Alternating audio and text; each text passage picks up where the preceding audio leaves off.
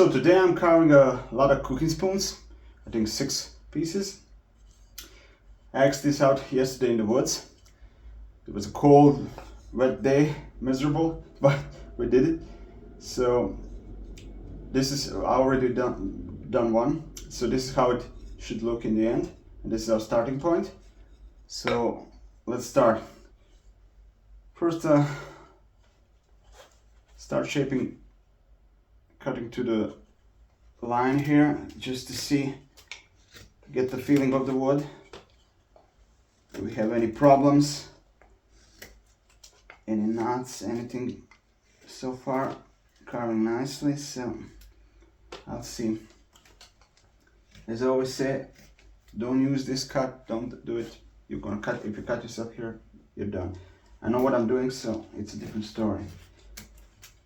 I do this for a living, so all this, I just record myself doing my everyday job, so whatever you get from this is your own thing. I hope you get a little bit of a perspective of how it is to actually live from handcraft instead of doing it as a hobby. Most people do it as a hobby, so okay. Just going to go to the line here. You watch the grain direction, and always watch the grain direction. So it's a bit thicker here than it was hard to X out spoons yesterday. Even a little bit of rain started. It was cold. It was really not the best of days. And I had a really tough piece. I mean, it was a huge piece of cherry, and I had to saw it first and then split it, and I had a lot of problems splitting because it was half rotten and huge nuts inside and a huge piece. So you can see a little bit of video. We'll jump to that. Just a few short video from yesterday. Well, today is a tough day, you know. I just cut this piece out and it's huge, probably too big, and it has a lot of problems in this part. This part is okay, but bottom part is all rubbish, so I need to split it and see what I can get at. And there's also some growth here, and it's a problematic piece, but I gotta take out the clean stuff. Splitting this will not be easy, so I'll try. Go. You use the weight of the hammer or whatever you're using.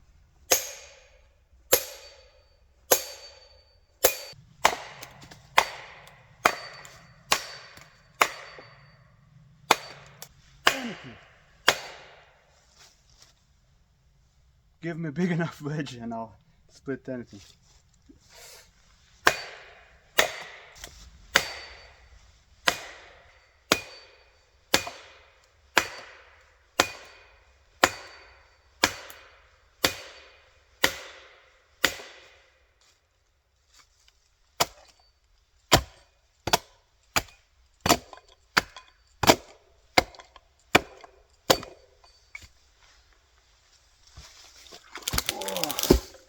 Yeah, not the cleanest piece. See, there's a lot of rot here, but parts are clean, so this is what we're going to use. So we're back. I'm trying to, so this is that wood, you know, so we'll see now how it carves. I already did one, so it's pretty good wood. Okay, I'm shaping the bowl now to get to the line. One nice bowl shape. This will be a cooking spoon. They are straight, have to be strong, powerful, so they last for many years of cooking. I have mine is, I think, 8 or 9 years old. Use it every day, still going strong, so should work for ages. Okay, if you take care of your tools, kitchen tools, whatever you do, tools, they're gonna last for many years. Pretty much what I'm using now is Mora 106 for this spoon.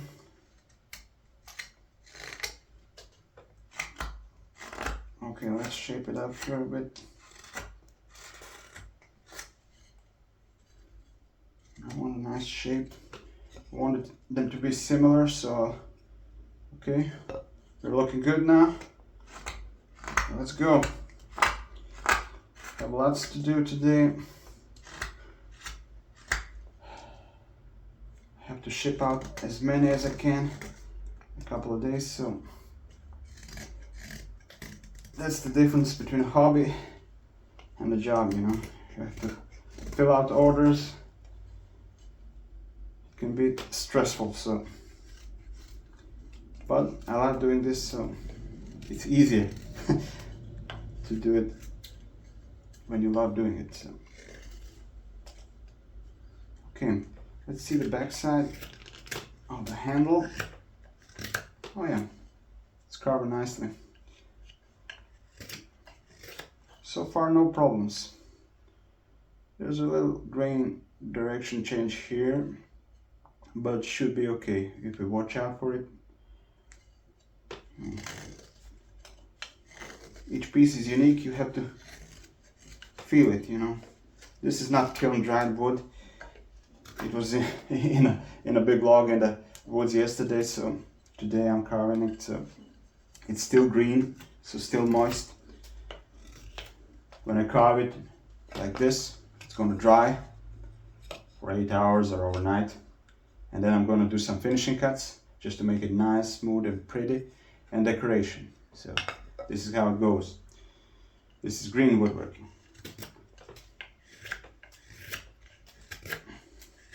It's how it would be done 100, 200 years ago or more. So back then everything was green woodworking. Because when you use hand tools, it's easier to cut through green wood than dry wood, you see. So, but if you have machines and everything, you can manipulate kiln dried wood and cut it, do whatever you want. But this is something different. So I like it because you can't force your will, you know.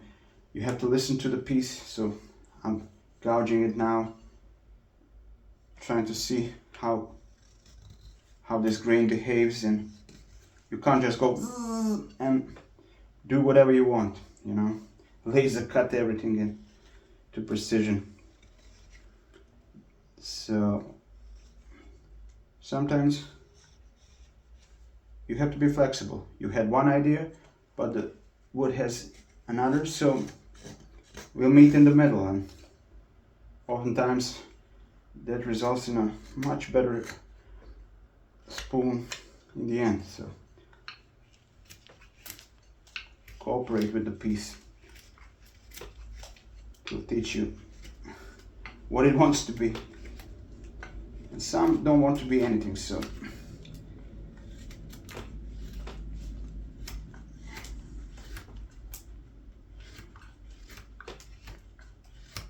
okay, this carves nicely.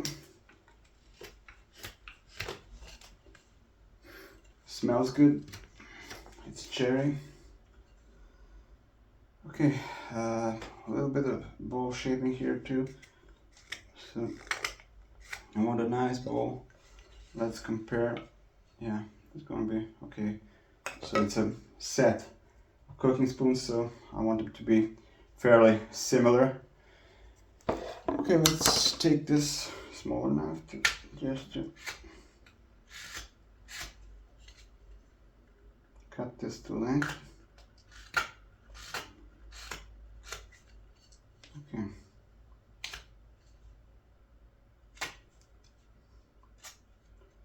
This will be good for now. So let's see where we at. Okay. I'm gonna shape the bowl a little bit here.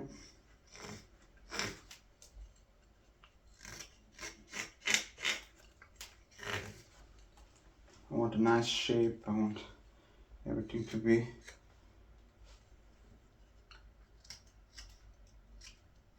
again. I'm kind of liking it now, so let's do these sides here. Also have to work as fast as possible. I have a lot to do.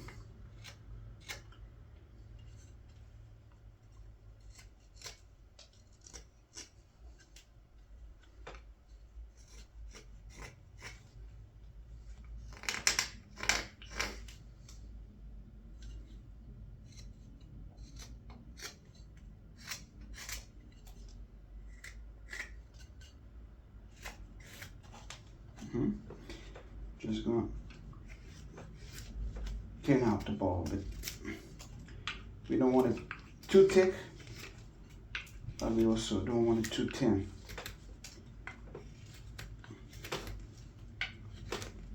And it tapers like this, so because this is the thinnest part here, it has to be thickest in this dimension. So you see, you know, so we preserve strength. You know, you shouldn't be able to break it. So whatever you do for years of cooking, it's gonna be fine. I have a little grain swirl here, so I have to watch it. Okay.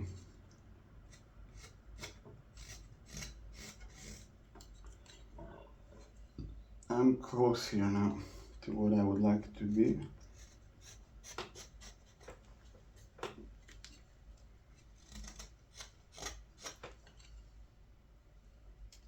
Okay, looks fine. Let's say that's okay.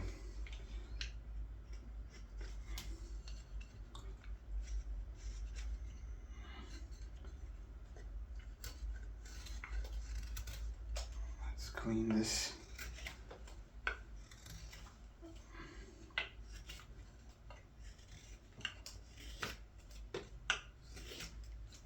Okay, now let's start. No. See, I wanted a nicer shape here, so I always watch the piece and try to adjust it.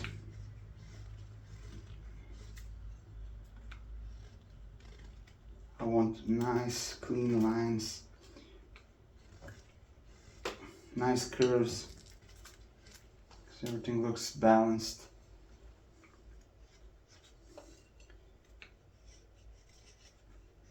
And the eye likes nice curves, you know, going nice and no jagged edges and sudden moves. So it looks prettier if it's so nicely curved.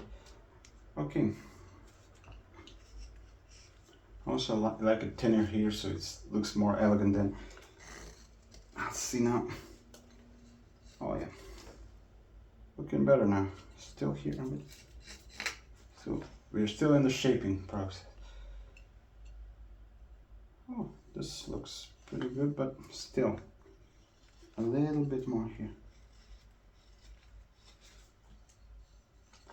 And we have to leave room for design here. I do colorosing, so I cut the lines with the tip of a knife and fill them in with finely ground coffee. And you can see how I do this in some of my other videos, so check that out too. So this is a carving video. So okay, let's remove some wood here. I think it's too wide here. Yeah, that's better. From this side too. You develop a feeling for this. It's all in the repetition. If you're gonna want to be good at something, you have to repeat it many times. That's the only magic, only key to success in it. Okay, now I'm gonna remove this part. So this is, we'll see how it goes. Oh, this goes nicely so far. Oh yeah, nice clean wood. I like this so far. No surprises in the upper end.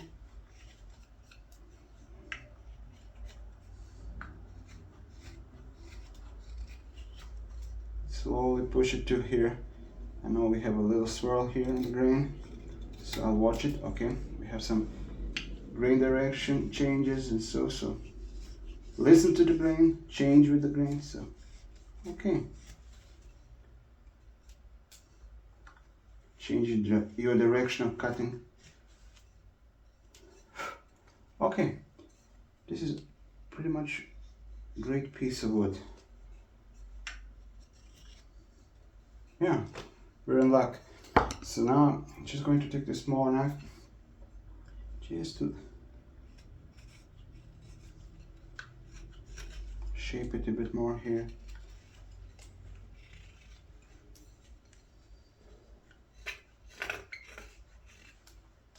Yeah, it's looking better. Still here, I'm not satisfied completely.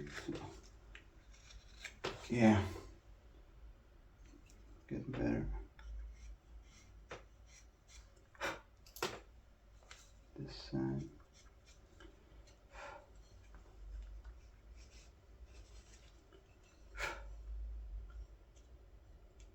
Okay. Sometimes you have to slow down to make it really nice. If you rush, you know, I'm gonna make it. Okay, this is great. So now what I'm gonna do is just gonna cut this edge. This is always satisfying to see this nice curly silk. Okay.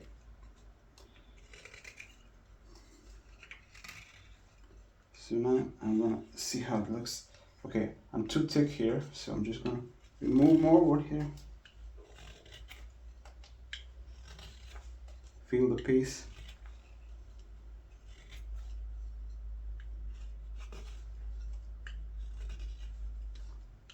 First you have to learn the techniques, all the proper knife cuts and stuff. Then when you become good enough, you need to be able to forget them when you work. You just need to feel the piece, you see. You feel it and you're flowing.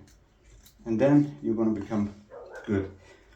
When you can flow through the piece, just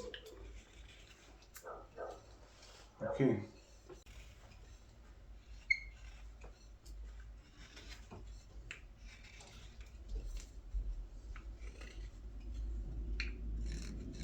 Okay, it's shaping up.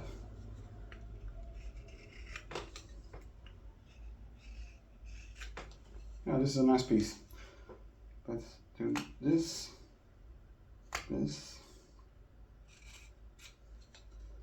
I want every bit to be, you know, when you touch it, it has to be good with your on your hands. No rough edges, no nothing. It needs to be a joy to use it.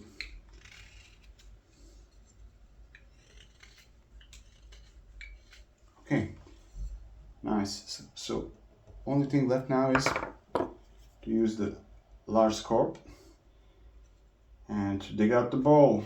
This is always a fun part, so I'm going to start across the grain here, just to establish first part of the cut here.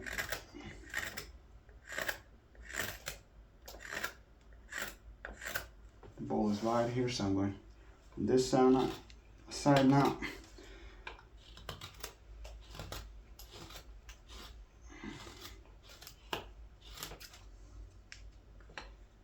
Okay.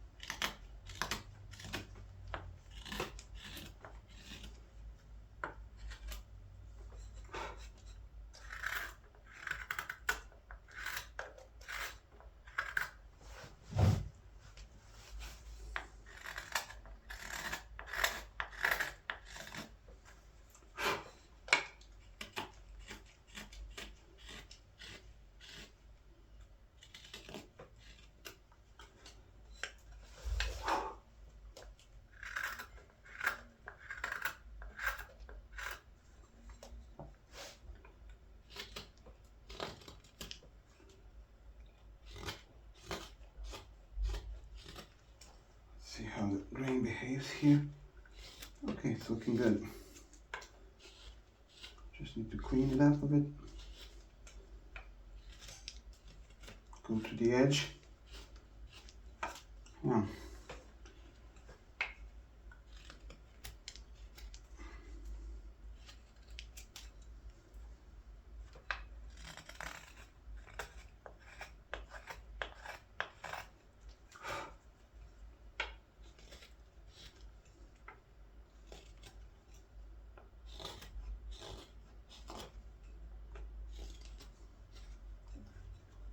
Okay.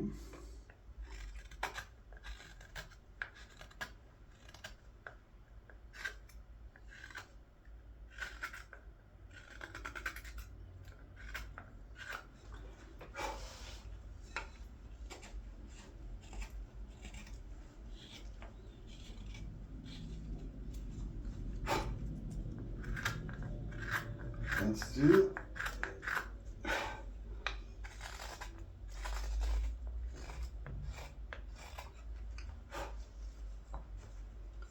Okay, it's shaping up.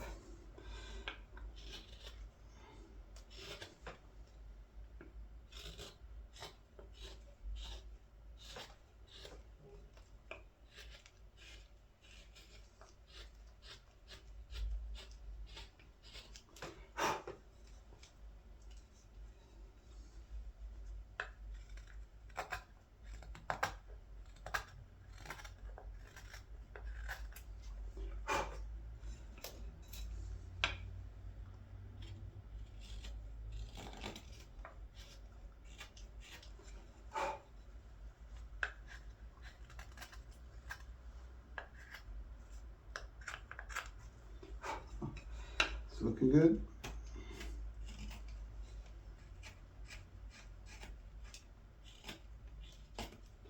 No problems with the grain here. So we want to have a nice finish here, so no problem.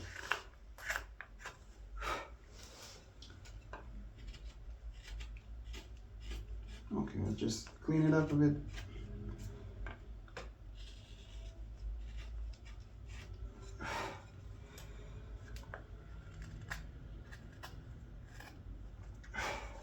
Okay, now I'm just going to clean up this rim here.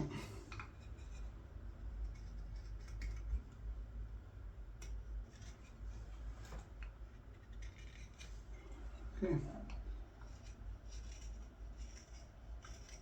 cleans up nicely, no problems. Yeah, it's gonna be a nice one. Great. And it was in a log in the woods yesterday. See? From tree to spoon.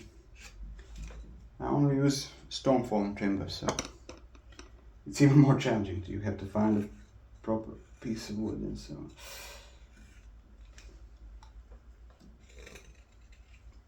But you get better and faster with years.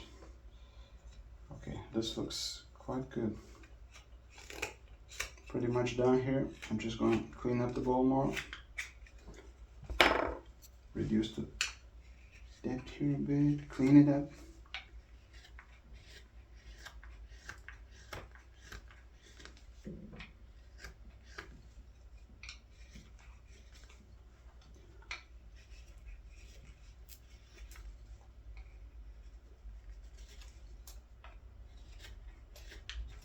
Yeah, this looks good.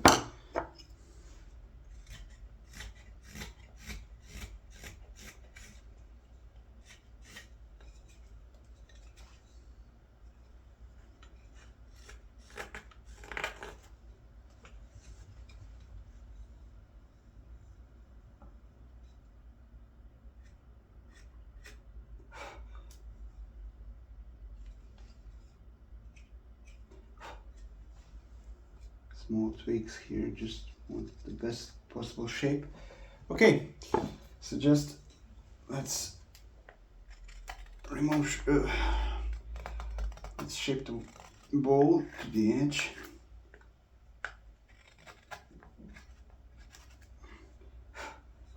it nice and pretty.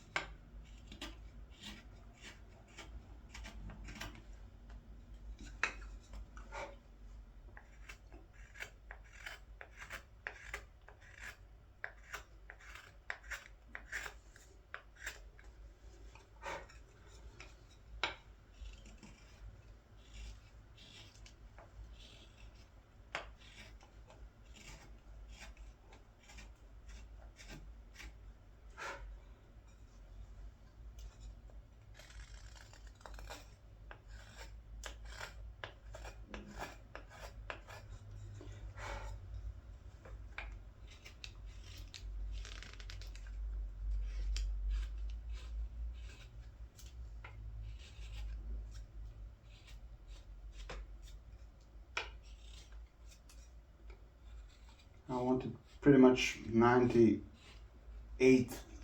done here, and then when it dries I'm going to do the finishing cuts just to make it super smooth and pretty, and then I'll do the decoration. So okay, this is pretty much done here. Just yeah.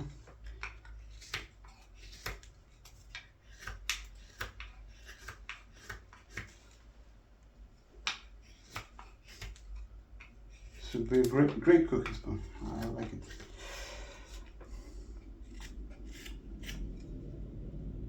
Oh, put here.